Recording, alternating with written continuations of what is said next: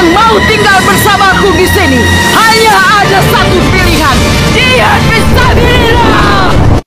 Anda keliru. Ketika melihat seorang Yesus melakukan mujizat, Anda pikir dia Tuhan. Padahal data di dalam kitab saudara jelas. Hai orang-orang Israel, dengarkanlah perkataan ini, yang aku maksudkan adalah Yesus dari Nazaret, seorang yang telah ditentukan Allah.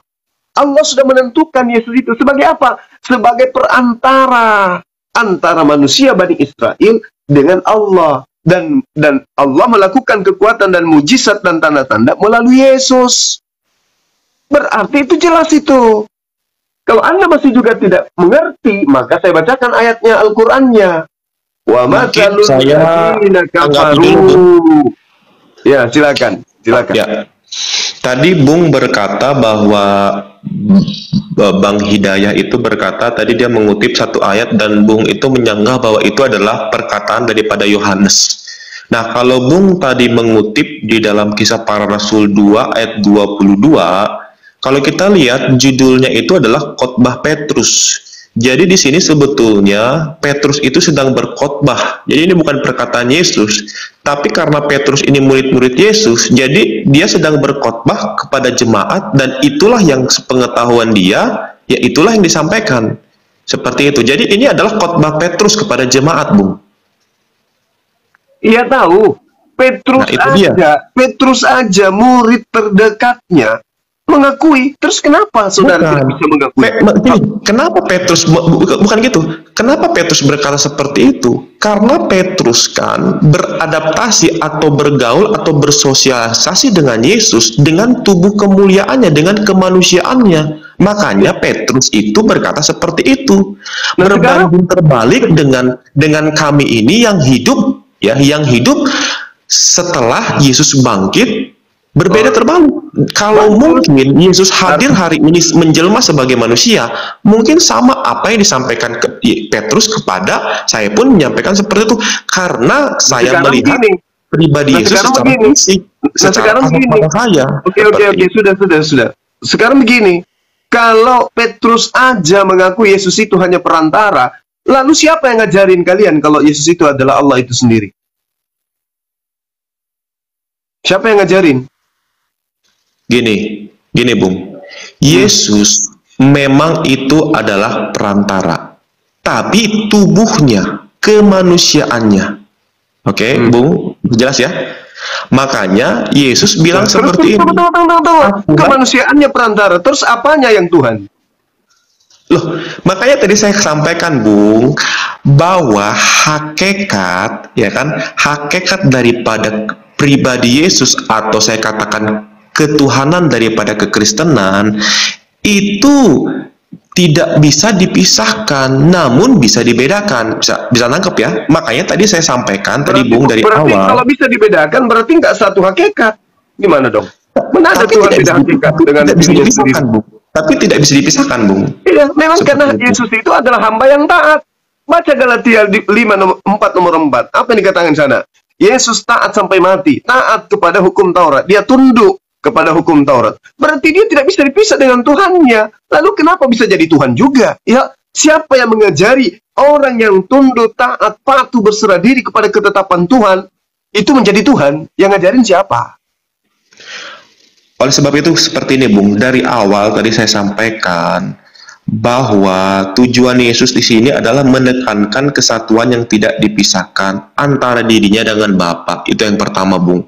Yang kedua, Bung, kita ini nggak bisa menafsirkan atau berpikir, atau kita ini dikatakan mempelajari ketuhanan itu dengan cara sempurna.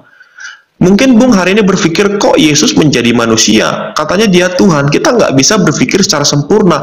Kalau kita bisa berpikir secara sempurna dengan nalar kita, dengan akal kita, artinya dia bukan Tuhan, Bung.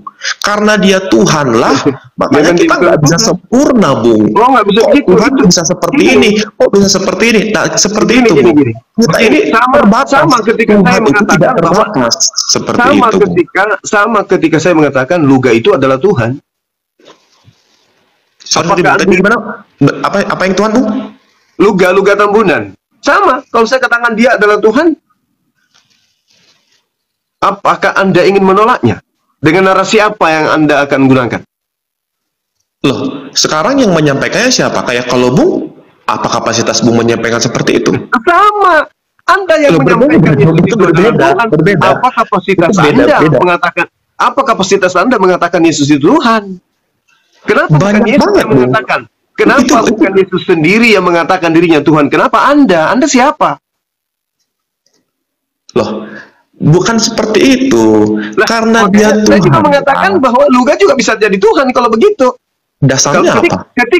ketika saya mengatakan dia Tuhan, Anda mengatakan dasarnya apa? Ya, dasarnya Luga adalah Oke, penyampai saya akan firman. menjawab. Hmm. Kenapa Yesus itu sebagai Tuhan? Yang pertama seperti ini, Bung. Dari Tunggu dulu. Jawaban Anda ini berdasarkan opini Anda sendiri atau ada pengakuan dari Yesus? Ini saya Tunggu. akan mengutip Jangan Alkitab. bicara waktu, Saya akan jangan mengutip bicara firman. waktu. Sekarang saya tanya, ini Anda akan menjawab, mengambil alih waktu dialog kita, menjelaskan tentang pengakuan Yesus atau opini Anda sendiri? Enggak, saya ini berdasarkan dasar firman. Makanya dengarkan dulu. Dengarkan dulu. Jangan ambigu. Ini pengakuan Yesus atau embel-embel opini saja? Silakan. Loh, ini kan gini loh, firman Alkitab itu adalah wahyu dari Yesus. Oke, sekarang yang lebih akurat menyatakan tentang dirinya Yesus atau orang-orang di luar daripada Yesus? Sama saja, Bung. Oh, maksudnya Kok bisa sama? Kok bisa sama? orang-orang yang di dalam Alkitab, ini yang penulis Alkitab itu kan dapat wahyu, dapat ilham dari Tuhan dong. Coba Anda buktikan Kalau- di mana Lukas bertemu Yesus memberikan firman kepada Lukas. Seperti Gimana? ini, tidak semua hal yang terjadi Nah, dalam Alkitab itu ditulis. Makanya seperti ini, saya akan menjelaskan dulu. Bukan. Kok Saya kan Bung mengatakan, memutus? Makanya gini, Bung, di sini kenapa bukan Yesus itu sekolah sebagai minggu. Tuhan? Seperti ini. Bung, Dari di tanda sini bukan kelahirannya sekolah minggu. Kalau di itu sekolah minggu mungkin mustahil, ya. Anda bisa Itu mustahil membuat orang itu otaknya nggak Maryam berfungsi. Ini nggak itu bisa. dikandung oleh roh. Jadi roh itu Apa yang Anda jajakan ini dikandung oleh roh? Apa yang Anda perhatikan di dalam ini? Matius. Ketika Yesus lahir itu bukan seperti manusia. Kenapa Dan bukan bukan seperti Yesus manusia yang biasa. menjelaskan ini? Bung, Dalam kenapa bukan kandungannya Yesus? adalah Kenapa bukan dari Yesus? Roh Kudus. Bung, Di situ kenapa kan bukan jelas. Yesus? Di situ kan Kenapa justru bukan jelas. Yesus? Kenapa bukan Yesus yang menjelaskan ini? Kenapa Anda? Kedudukan Anda dengan Yesus tinggi mana? Ini kan saya menyacu kepada Injil Matius. Injil Matius yang ditulis saya itu tanya, dari yang Tuhan saya tanya, Yesus. kenapa Seperti bukan itu. Yesus? Kenapa bukan Yesus yang mengatakan ini? Kenapa? Loh, dia kan ada perantaranya melalui murid-muridnya. Seperti itu. Kalau melalui murid-muridnya kan menulis Makanya saya katakan seperti pengakuan ini Yesus tadi, kan? Bung. Dengarkan. Nggak bisa mengatur Tuhan dengan Dengarkan konsepmu, saya. Bung. Anda yang mengatur Itu kan suka-suka Tuhan. Anda yang mengatur Tuhan. Mau dia Sekarang begini. mau Sekarang ganti yang berkata lewat berhak siapapun, ya itu menyatakan suka-suka seperti Tuhan yang dong. Anda katakan itu yang berhak mengatakan itu Yesus atau siapa atau orang lain? Loh, itu suka-suka Tuhan. Dia kan Tuhan. Suka-suka Tuhan. Kok jadi suka-suka Tuhan? Yang saya katakan, Kok yang kita berhak- sebagai manusia ngatur pekerjaan Tuhan? Mau dia Nah, kamu menuduh berkata Tuhan. Kapan Tuhan mengatakan bahwa Yesus itu adalah Tuhan? Kapan? Di mana dalilnya? Injil Matius itu sudah jelas dari Di mana? kelahirannya sudah jelas. Di mana di Matius? Di mana di Matius Yesus mengatakan dirinya adalah Tuhan? Di mana? Perhatikan, dari kelahirannya pun sudah sangat jelas. Maria itu Siapa yang mengandung menceritakan dari tentang kelahiran Roh Kudus. Yesus? Bung, siapa yang menceritakan tentang kelahiran Yesus? Siapa? Jelas di situ Matius. Matius Muridnya. tahu dari mana? Jelas Matius. Dia nggak mungkin Matius tahu menulis dari mana? seperti ini, kan? Matius tahu dari mana tentang kelahiran Yesus? Matius menulis seperti itu dari Ya. wahyu. Wahyu siapa? Diberikan wahyu ya oleh Wahyu Tuhan dong. siapa? Wahyu siapa? Bukankah yang menerima? Tuhan dong. Bukankah yang menerima firman itu Yesus? Sekarang saya katakan, Anda bisa nggak sih Nah. menulis biografi secara rinci, ya kan? Nggak usah jauh-jauh. Om atau Di mana Tante pengakuan? Anda sendiri. Anda tulis secara biografi, secara detail, Dengarkan. bagaimana dia lahir, Kalau cuma prosesinya. modal ilmu kayak begini, lebih baik orang jadi yang tukang terdekat masak. itu nggak akan bisa, Bung. Nggak akan bisa. Mending jualan sayur lontong kalau hanya modal secara kayak begitu, detail, Bung. dia bisa menulis Doktrin bagaimana bodohan daftar riwayat berlaku. proses kelahiran Yesus. Artinya kan kalau Makanya dengan agama kata Anda itu manusia nggak akan tertinggal. bisa. Makanya agama Anda itu ditinggal karena konsep yang seperti ini itu adalah konsep anak TK. Sekarang Ditinggal yang oleh apa, Bung? Bung, yang mengatakan segala firman yang engkau berikan kepadaku telah aku sampaikan kepada mereka. Ada tidak pengakuan Matius seperti itu? Bagaimana? Sorry, tadi putus-putus. Yang mengatakan? Yesus mengatakan bahwa segala firman yang engkau berikan kepadaku telah aku sampaikan kepada mereka. Ada nggak pengakuan Matius seperti itu? Saya sampaikan seperti ini, Bung, dari awal. Saya tidak minta semua percakapan yang dilakukan oleh Yesus saya itu minta pengakuan Matius. Ya, kan? Kalau yang dituliskan Matius itu adalah firman yang jelas ilham, dalam Timotius itu dengan jelas maka bahwa Matiusnya itu pun harus diilhamkan, menyatakan sesuatu yang sama seperti Yesus, karena Yesuslah yang menjadi utusan, bukan Matius. Yang menjadi utusan Allah itu, utusan Tuhan itu Yesus, bukan Matius. Dari mana Matius tahu tentang kelahiran Yesus? Dari mana? Saya sepakat bahwa Yesus, kemanusiaan Yesus itulah yang menjadi utusan. Yohanes 3 dengan jelas berkata bahwa begitu besar kasih Allah akan dunia ini sehingga ia mengaruniakan, di situ mengutus turun ke dunia. Ya kan? Di situ sudah jelas. Tapi bukan ketuhanannya, tapi kemanusiaannya, Bung. Dari mana? Siapa yang ngajarin Anda Yesus itu punya sisi ketuhanan? Siapa yang ngajarin? Hah? Boholi. Dari mana? Dari mana ilmunya? Dari mana ilmunya Yesus punya sisi ketuhanan? Dari mana? Coba. Sederhanakan aja. Sederhanakan. Dari mana Anda tahu bahwa Yesus itu punya sisi ketuhanan? Dari mana? Oke. Tadi kan saya sudah menjelaskan. Dari kelahirannya pun, saya tanya sama Bu. Dari kelahirannya pun, proses kelahirannya pun, kenapa kelahirannya? Jelas berkata. Di mana ada Tuhan? Di mana ada ketuhanan dilahirkan? Di mana? Tuhan siapa? Siapa yang ngajarin Anda ada Tuhan dilahirkan? Bukan, Anda kan mau bertanya dari mana sisi ketuhanannya, bukan dilahirkan. Dari mana sisi ketuhanannya? Kan saya tanya, dari mana sisi ketuhanannya? Apa jawaban Anda? Dari sisi kelahiran. Loh, emang ada Tuhan dilahirkan? Itu Tuhan apaan? Itu kan ada. Perhatikan dulu makanya. Siapa yang ngajarin? Nabi mana yang mengajarkan Tuhan dilahirkan oleh manusia? Ayo. Nabi siapa yang ngajarin itu? Paulus. Anda belajar di mana? Sulit Anda berdiskusi dengan umat Islam, susah. Makanya agama Anda itu tertinggal. Iya, memang kayak gini, memang kita sulit, sebetulnya bukan sulit. Sulit lah, kecuali di kandang serigala atau di kandang apakah itu domba sesat atau apalah istilahnya di agama Anda. Mungkin orang pada manggut-manggut. Tapi kalau di depan orang yang berakal, tidak mungkin. Saya katakan, siapa yang mengajarkan Anda Yesus punya sisi ketuhanan? Anda mengatakan, lihat sisi kelahirannya. Memang ada Tuhan dilahirkan, gitu loh. Ini kan sisi. Dia coba bayangkan. Dari kelahirannya saja, dari kelahiran Yesus saja, ini di luar logika, ini di luar akal manusia. Bukan karena Anda sudah membaca kitab. Kalau saya melihat sisi kelahirannya, bukan berarti Tuhan itu dilahirkan. Makanya saya katakan Matius, Markus, Lukas, Yohanes ini ada dua unsur yang berbeda, tapi tidak bisa dipisahkan. Di situ ada unsur kemanusiaannya dan di situ ada unsur keilahiannya. Itu beda, namun tidak bisa dipisahkan. Apa bedanya dengan Anda? Anda juga punya unsur ketuhanan. Dari mana saya? Saya nggak seperti Tuhan kok. Dari mana bedanya? Siapa yang mengatur jantung Anda? Siapa? Paulus. Siapa apa?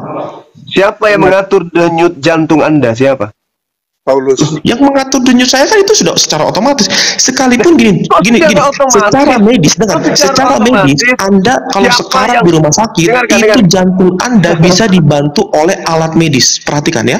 Kalau Anda pun sekarat, Anda pergi ke rumah sakit yang hebat, Anda bisa dibantu denyut jantung Anda dengan alat. Katakan otak Anda sakit, gitu loh. Nah, jadi jangan pikir dengan saya mengatur dengan detak jantung saya, artinya saya ini memiliki unsur ketuhanan. Loh, begitu arogan sekali saya.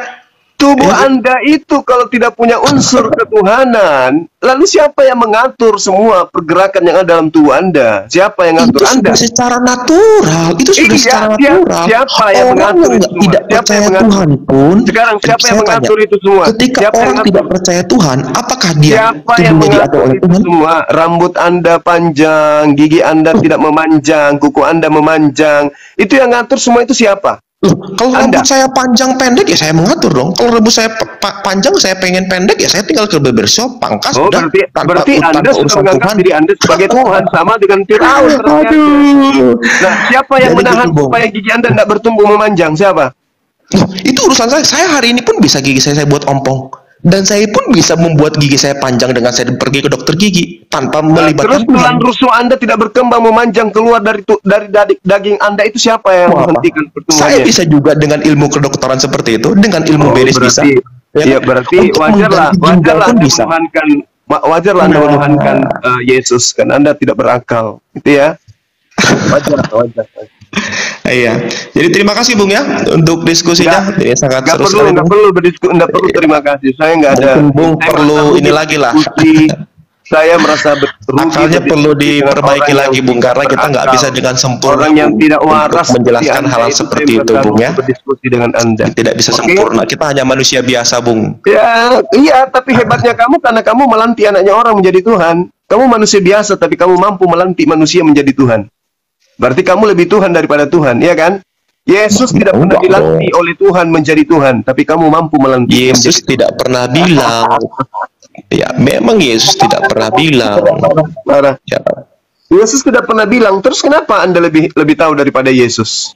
Tapi di situ kan di Alkitab sudah sangat jelas dia sudah Alkitab ini apa? Alkitab ini apa? Coba. Itu di mana Yesus bercerita tentang Bible Anda? Di mana? Kapan itu? Dengar ya Bung ya. Biar apa saya yang harus buka satu ayat ya Bung ya. Apa biar yang Anda tahu Alkitab itu berasal dari mana. Makanya gini Bung, Anda itu perlu belajar bibliologi Bung. Jadi Anda jangan terus muter-muter dengan yang namanya keilahian Tuhan. Anda perlu belajar kanonisasi Alkitab, bibliologi. Anda perlu belajar itu. Jadi Anda perlu tahu seperti ini kanonisasi Alkitab. Jangan hanya sekedar kutip satu ayat ini. Anda harus belajar ini tuh Alkitab tuh bagaimana. Seperti itu. Saya tidak butuh ilmu omong kosong, penipuan saya tidak butuh. Sekarang coba tunjukkan di mana dalilnya Yesus mengenal Bible, kitab Lukas, Markus, Matius, Yohanes, Surah Paulus. Di mana itu tertulis? Silakan. Saya lihat Bung ya. 2 Timotius 3:16. Segala tulisan, ya kan? Segala tulisan. Yang saya tanya apa? Pengakuan Yesus terkait dengan kitab saudara, perjanjian baru saudara itu. Di mana Yesus mengatakan itu? Segala tulisan yang diilhamkan pengakuan Paulus. Jadi semua tulisan itu diilhamkan oleh Allah. Bung, saya tidak tanya Paulus, Bung. Saya tidak tanya. Yang saya tanya Yohanes 1. Oke, Bung, kita lihat lagi. Yohanes 1 itu sudah jelas, Bung. Saya tanya Yohanes, yang saya tanya Yesus. Saya tidak tanya Yohanes. Yohanes itu adalah orang buta huruf dan idiot. Oke? Yang saya tanya Yesusnya di mana? Yesus. Sekarang Anda tahu Yohanes buta huruf idiot dari mana, Bung? Dari kitab Anda sendiri, Kisah Para Rasul 4 nomor 13. Mau saya bacakan dalilnya, mau?